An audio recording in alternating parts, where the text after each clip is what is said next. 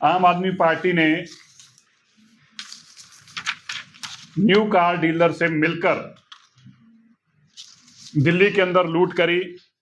उसका मैं आपको एक जीता जाता उदाहरण अभी पढ़ के सुनाऊंगा। ये नोटिफिकेशन है government of national capital territory of Delhi transport department 20/2/2024। 20/2/2024 को दिल्ली की सरकार ने नॉर्म्स बना दिए कि दिल्ली के लोगों की मेहनत की कमाई की गाड़ियों को कैसे उठाया जाएगा, कैसे तोड़ा जाएगा, कैसे खत्म कर दिया जाएगा। मैं पढ़कर सुनाना चाहता हूं। बकायदा एक पॉलिसी बनाकर उनके ऊपर तुगलकी फरमान, जैसे औरंगजेब का फरमान होता था, उसी तरह का फरमान दिल्ली की सरकार ने क्या जारी किया।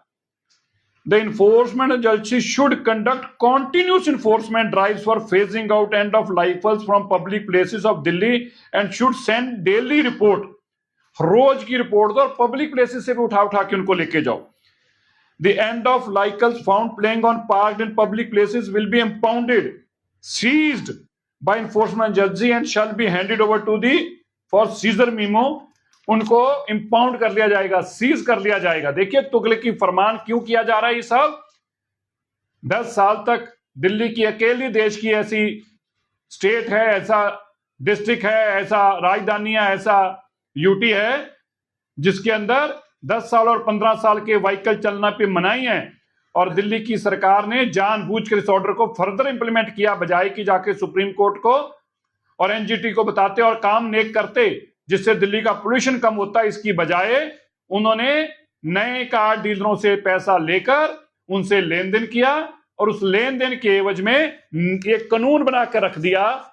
ये देखिए अगली, यहां तक ही नहीं रुके, उन लोगों ने प्रोसीजर भी तय कर दिए। क्या कर दिए?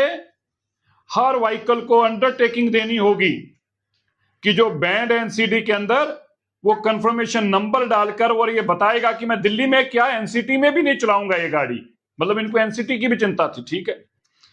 And of vehicle should be impounded for second time. अगर पहली बार उसका चलान करेंगे लेकिन दूसरी बार तो उसको वापस ही नहीं करेंगे, उसकी गाड़ी को इंपाउंड कर लेंगे। और यहां तक कह दिया कि अगर कोई ट्रांसपोर्ट व्हीकल होगा उसको तो हम पहली बार में ही इंपाउंड कर लेंगे, पहली बार में उसको इजाजत भी नहीं देंगे छोड़ने की कि वो बाहर भी कहीं लेके जा सके, ये भी इजाजत नहीं देंगे। फिर क्या किया हमारे यहां पर, आप सुनकर हैरान होंगे, कोई स्क्रैप का यूनिट ही नहीं है और स्क्रैप के रेट भी तय कर दिए।